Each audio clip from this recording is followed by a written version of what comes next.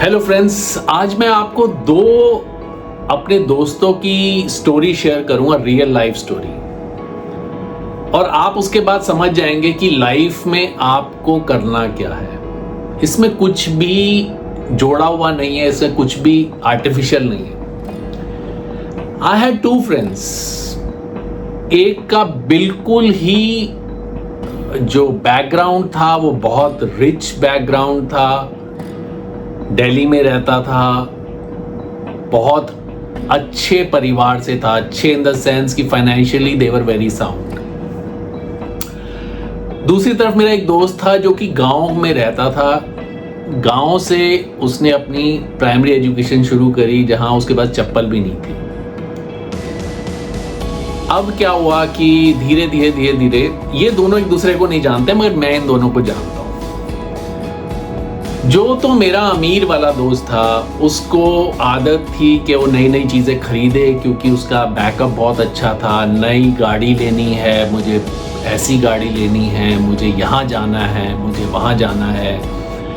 But mainly उसका जो concern रहता था वो ये रहता था कि मैं कैसे अपना अपग्रेडेड लाइफस्टाइल दूसरों को दिखाऊं, and then they should feel jealous, you know. तो वो उसकी फितरत में था।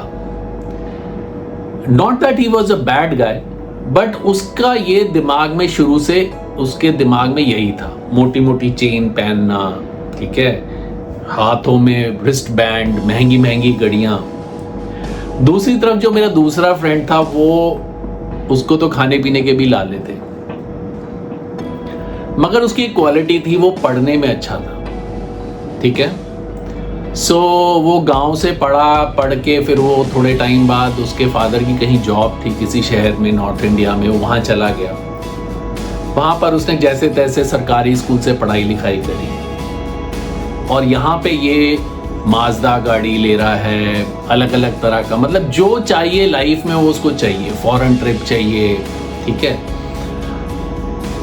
अब ये जो लड़का है, इसकी जो साइकी हो गई वो यही हो गई कि मुझे हर चीज बेस्ट चाहिए। उसके बाद क्या होता है दोस्तों कि ये लड़का एक बहुत अमीर लड़की से शादी करता है। शादी भी क्यों करता है? क्योंकि इसको लगता है कि यार वो बहुत रिच है, शी इज वेरी रिच। और शादी के बाद वो जो लड़की है, वो लड़की भी काफ़ी एकोमोडेटिंग होती है, बहुत उसके साथ भी निभाती है उसका, ऐसा नहीं है। बट बात वही आ जाती है घूम फिर के कि जब बात घर में केवल पैसे के अलावा कोई हो ही ना। सो दिस गाय, जो ये मैं जिसकी बात कर रहा हूँ, ये ज़्यादा पढ़ लिख भी नहीं पाया। तो उसके दिमाग में एक तरह से उसको ये लगता था, फील होता था कि भाई मैं कैसे दूसरे लोगों के सामने अपने को ज़्यादा सफल दिखाऊं, ठीक है।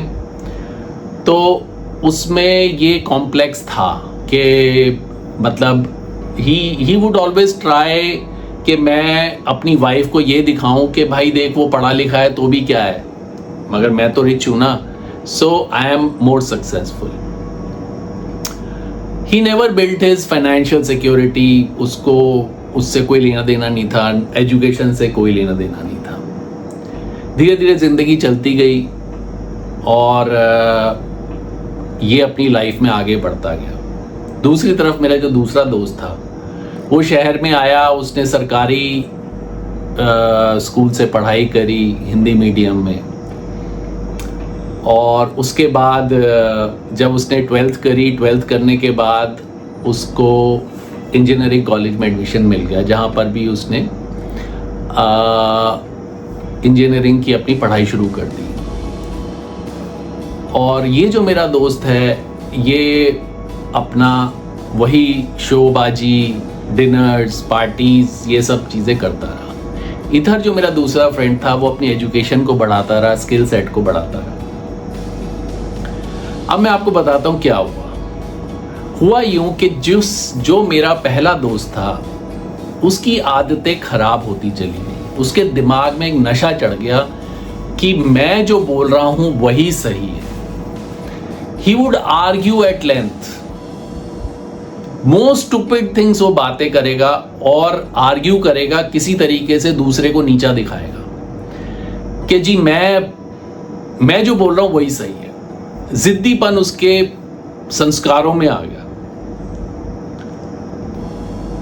और उसके बाद जो उसके बच्चे थे, ही गॉट मैरिड, और जो मैंने आपको बताया ही है उसके बच्चे भी हुए, और बच्चों में भी वो वही चीज उसने डाल दी कि भाई पैसा ही सब कुछ है।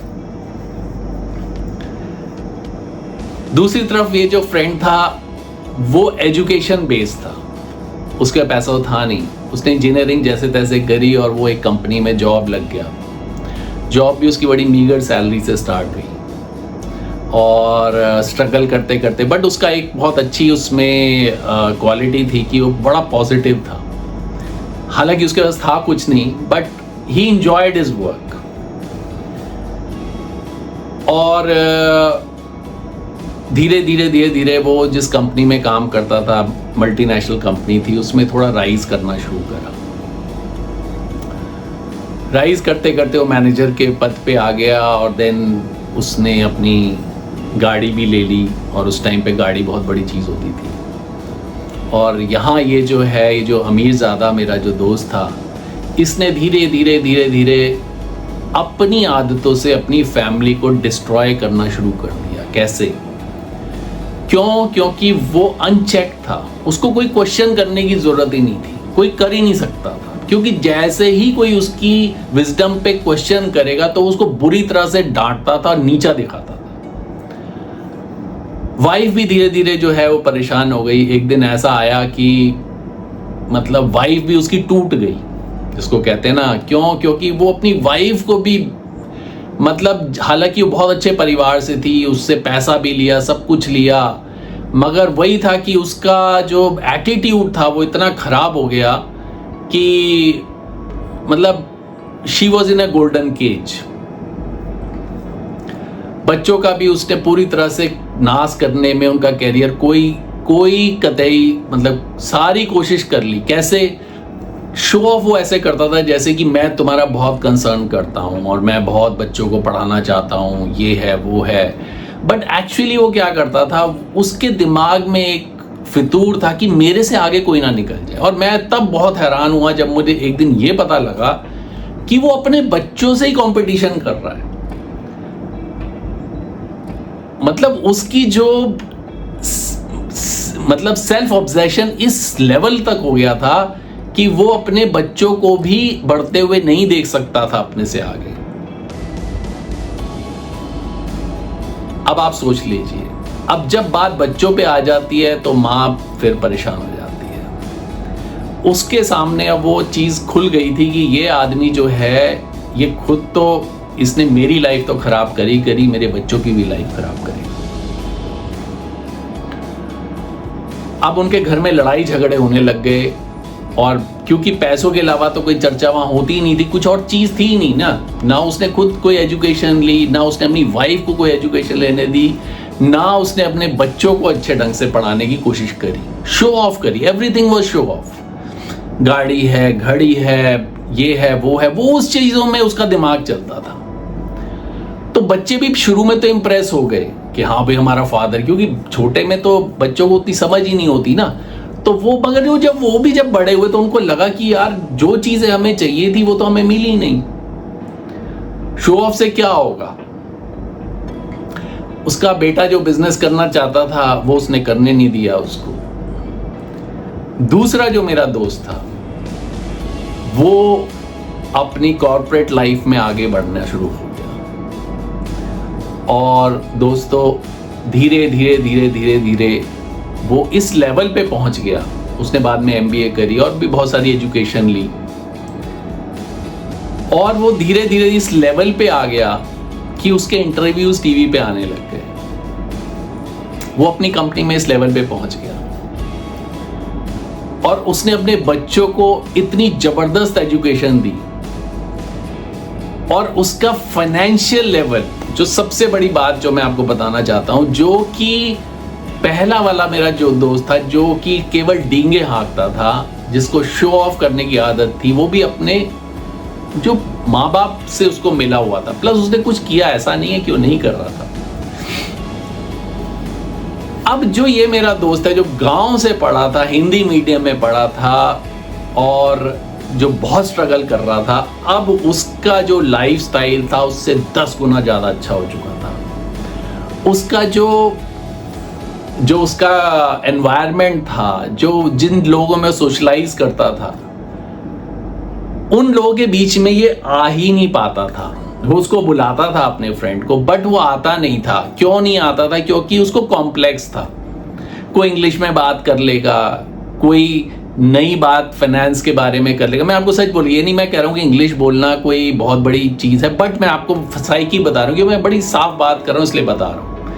कोई आदमी एजुकेशन से रिलेटेड कोई बात ना कर दे, कोई ऐसी बात ना कर दे कि उसको कुछ लिखना पड़ जाए, क्योंकि उसको कुछ लिखना भी नहीं आता था। ही वॉज टोटली डट के, और मैं आपको बड़ी प्रैक्टिकल बात बता रहा हूँ कि उसको कहीं जाना भी होता था, वो एक आध बंदे को ऐसे तैयार करके रखता था लाइफ में कि कहीं गया तो उसको पता था कि मेरे को कुछ करना तो है नहीं, कभी किसी ऑफिस में जाना है, इलेक्ट्रिसिटी के ऑफिस में या डीडीए के ऑफिस में या किसी भी ऑफिस में, तो उसको एक साथ चाहिए होता था, क्योंकि उसको पता था मुझे कुछ आता तो है नहीं।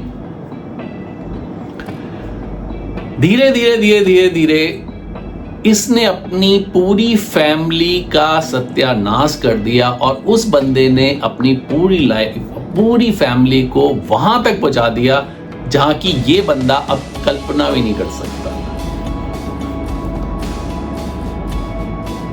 एंड धीरे धीरे जो मेरा ये अमीर वाला दोस्त था, इसकी हालत खराब होने लग गई और सिचुएशन ऐसी आ गई एक दिन कि इसकी सारी चीजें बिकनी शुरू हो गई। बिकनी इन द सेंस कि आपको इतना फाइनेंशियल स्ट्रेन हो गया उसको। क्योंकि हर चीज शो ऑफ थी। लोन पे ले लेना, दिखाने के लिए ले लेना, कमाई है या नहीं है कोई फर्क नहीं, बट मेरे पास एक ऐसी मर्सिडीज गाड़ी होनी चाहिए जो लोग देखें और फिर लोग देख के फिर ऐसे सोचे कि यार ये कितना सफल आदमी है। शो ऑफ में आप यकीन नहीं मानेंगे दोस्तों, उसने अपनी लाइफ को, ना केवल अपनी लाइफ को तबाह किया, अपनी वाइफ को तबाह किया, अपने बच्चों का बेड़ा गर्क किया और माँ बाप का भी सत्यानाश कर दिया। क्योंकि उसकी ईगो इतनी हाई हो चुकी थी, इतनी हाई हो चुकी थी जिसका आप इमेजिन नहीं कर सकते। उसको ना सुनना ही पसंद नहीं था और वो उसकी फितरत में आ गया। और आज की सिचुएशन ये है कि वो दो पैसे के लिए भटक रहा है। उसके पास कुछ भी नहीं बचा, बच्चे भी छोड़ गए, बीवी भी छोड़ गई। एंड में क्या करे, कितना आदमी बर्दाश्त करेगा। और इधर ये जो मेरा दोस्त था दूसरा वाला, ये आज की डेट में बहुत बड़ी कंपनी का बहुत बड़े पद पे कार्यरत है और करोड़ों का पैकेज है। तो दोस्तों, मैं सिर्फ ये कहानी आपसे इसलिए शेयर करी है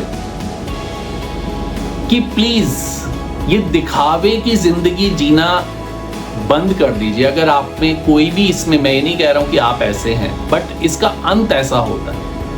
अगर आपके पास, आप नॉर्मल कार अफोर्ड कर सकते हैं, नॉर्मल करिए, लोगों को दिखाने के लिए नहीं। आप अगर 10,000 20,000 का फोन अफोर्ड कर सकते हैं, 10,000 20,000 का करिए। आप अपग्रेड तभी करिए जब आप कर सकते हो। मैं अपग्रेडेशन के विरोध में नहीं हूं, बट अपग्रेड तब जब आप उसको इजीली कर सकते हो। आजकल ये जो शो ऑफ का जमाना चल गया है, शादियों में कितना लोग खर्चा कर रहे हैं खाली दिखाने के लिए। हर चीज उसी एंगल पे हमारे समाज पे जा रही है। तो दोस्तों, मेरा सिर्फ ये कहानी सुनाने का आपसे ये तात्पर्य था कि आप देखिए, कोशिश करिए अपनी लाइफ में फाइनेंशियल सिक्योरिटी को अपनाएं, अपनी लाइफ में एजुकेशन को अपनाएं, अपना स्किल सेट इंप्रूव करें। और जो ये लोग शो ऑफ करते हैं, ये हमेशा रेस्टलेस रहते हैं, स्ट्रेस रहते हैं, एंजाइटी में रहते हैं, बीमारियों को अपनी तरफ खींचते हैं। और किस लिए खींच रहे हैं? केवल शो ऑफ के लिए, दूसरों को दिखाने के लिए। और आज इनको समझ में आ गया है कि कोई किसी का नहीं है इस दुनिया में। जिनको आप शो ऑफ कर करके दिखा रहे थे वो कहीं के कहीं पहुंच गए हैं, वो आप पे इंटरेस्टेड ही नहीं है। और ये जो दूसरा मेरा फ्रेंड है, ये आज की डेट में बहुत सफल है।